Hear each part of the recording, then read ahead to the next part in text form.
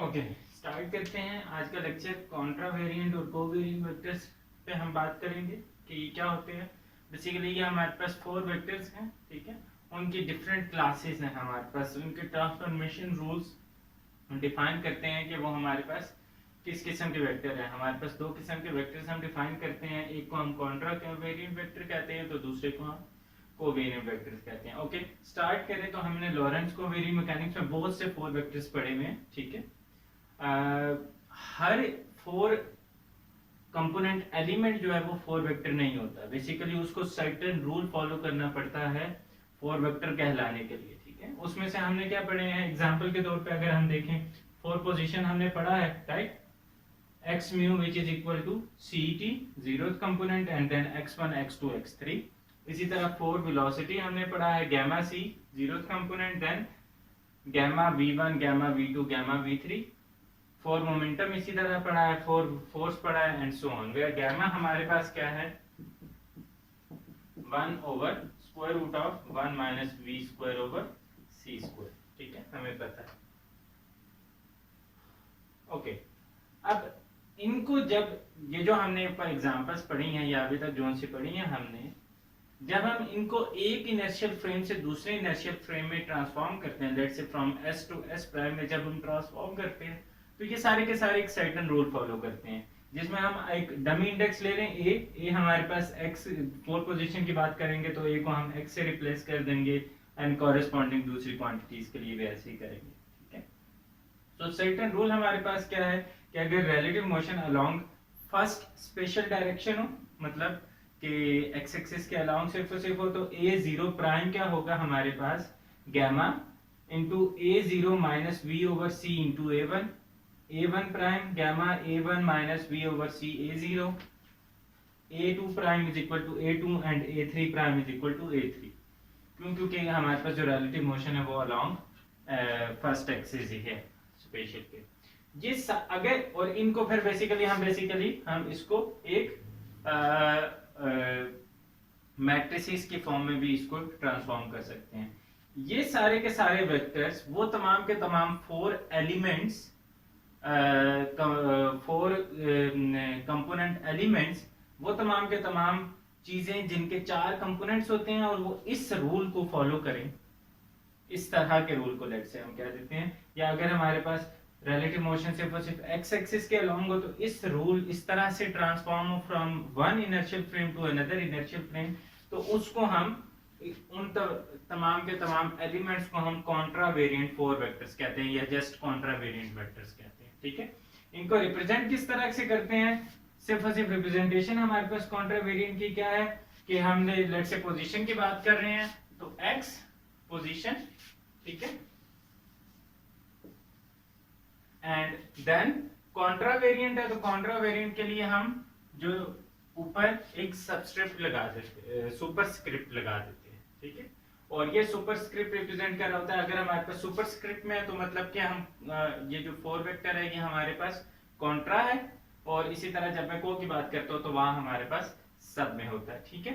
And then one again हम इसको देख भी चुके हैं, हम रीमेमोराइज कर लेते हैं कि अगर हमारे पास सिंबल जो है वो ग्रीक हो तो यूजुअल कन्वेंशन में, अगर मेंशन ना हो तो यूजुअल कन्वेंशन में ग्रीक सिंबल का मतलब होता है कि ये हमारे पास टाइम और स्पेस सब के ऊपर है।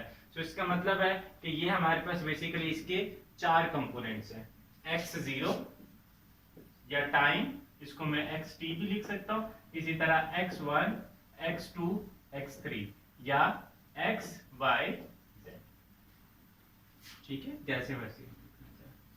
सो इस किस्म के हम जो 4 कंपोनेंट एलिमेंट होता है जिसका ट्रांसफॉर्मेशन रूल ये हो, उसको हम कॉन्ट्रा वेरिएंट वेक्टर कहते हैं, ठीक है। वो भी कह सकते थे, लेकिन कन्वेंशन हम ट्रेडिशन को ही फॉलो कर रहे हैं, कन्वेंशन को फॉलो कर रहे हैं, सो इस हम सुपरस्क्रिप्ट में जो होता है उसको हम कॉन्ट्रा वेरिएंट कहते हैं, ठीक है। ओके, और इसको अगर मैं मैट्रिक्स फॉर्म में लिख लूं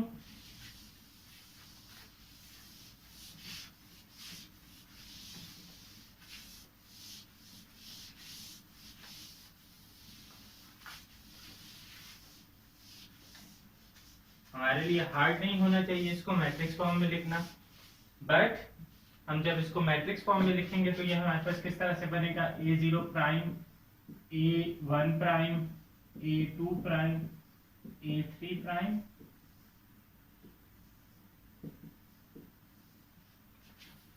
16 एलिमेंट्स होंगे, 4x4 मैट्रिक्स होगा, एंड देन हमारे पास A0, A1, A2, A3, ठीक है, ओके। और ये हमारे पास क्या होगा, अगर मैं इसमें लिखूं तो ये हमारे पास बन जाएगा गैमा, ठीक है, minus gamma V over C 0 0, then minus gamma V over C gamma 0 0 0 0 1 0 and 0 0 0 1, ठीक है। इस 4x4 मैट्रिक्स को हम ट्रांसफॉर्मेशन मैट्रिक्स कहते हैं, या इन शॉर्ट इसको हम रिप्रेजेंट करते हैं बेसिकली लैम्डा म्यू न्यू से, ठीक है, ठीक है। सो बेसिकली ये हमारे पास लैम्डा म्यू न्यू मैट्रिक्स है। सो लैम्डा, अगर मैं बात कर रहा हूँ लैम्डा 0 0 की, तो इसका मतलब है कि ये हमारे पास किसके इक्वल है, गैमा के इक्वल है, ठीक है। लेट्स से मैं बात कर रहा हूँ लैम्डा 2 3 की, सो मतलब हमारे पास सेकंड रो थर्ड कॉलम 2 3, तो ये हमारे पास किसके इक्वल है, 0 के इक्वल है, ठीक है। और इस ट्रांसफॉर्मेशन को हम, क्योंकि हमें पता है कि ये कॉन्ट्रावेरिएंट है तो ये सुपरस्क्रिप्ट में होगा, तो इसका मतलब है कि इसको जनरली हम सिंगल, बजाय कि मैं इस तरह एक कॉम्प्लिकेटेड सा लिखूं, जनरल रिलेटिविटी में हम इसको बड़ा शॉर्ट करके लिखते हैं एक सिंगल इक्वेशन में, वो हमारे पास क्या होगा, A prime mu is equal to gamma mu nu A nu. और इसका मतलब क्या है कि बेसिकली ये हमारे पास, हमें पता है आइंस्टाइन समेशन कन्वेंशन में कि अगर सिंगल टर्म के अंदर हमारे पास दो सिंबल्स रिपीट हो रहे हो, एक अपर इंडेक्स के साथ हो एक लोअर इंडेक्स के साथ हो, तो इसका मतलब है तमाम के तमाम पॉसिबल वैल्यूज के ऊपर सम हो रहा होता है। ग्रीक सिंबल है 0 1 2 3 तीनों पे हो रहा है। अल्फाबेटिक सिंबल होगा तो यूजुअली कन्वेंशन में वो सिर्फ और सिर्फ स्पेस वालों के ऊपर सम हो रहा होता है, मतलब 1 2 3 या x y z या r theta phi and so on. So ये मतलब हमारे पास क्या है, gamma mu 0 gamma 0 a0 plus gamma mu 1 a1 plus gamma mu 2 a2 plus gamma mu 3 a3। जब मैं म्यू को 1 लूंगा 0 लूंगा तो मेरे पास फर्स्ट वाली इक्वेशन रिपीट आ जाएगी। जब मैं म्यू को 2 लूंगा 1 लूंगा तो ये सेकंड वाली आ जाएगी। जब मैं म्यू को 2 लूंगा ये थर्ड वाली आ जाएगी। जब मैं म्यू को 3 लूंगा तो ये फोर्थ वाली आ जाएगी। ठीक है, सो ये हमारे पास कॉन्ट्रावेरिएंट वेक्टर्स हैं।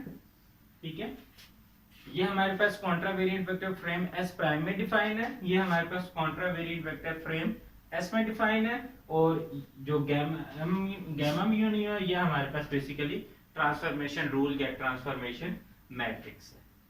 ठीक है, ओके,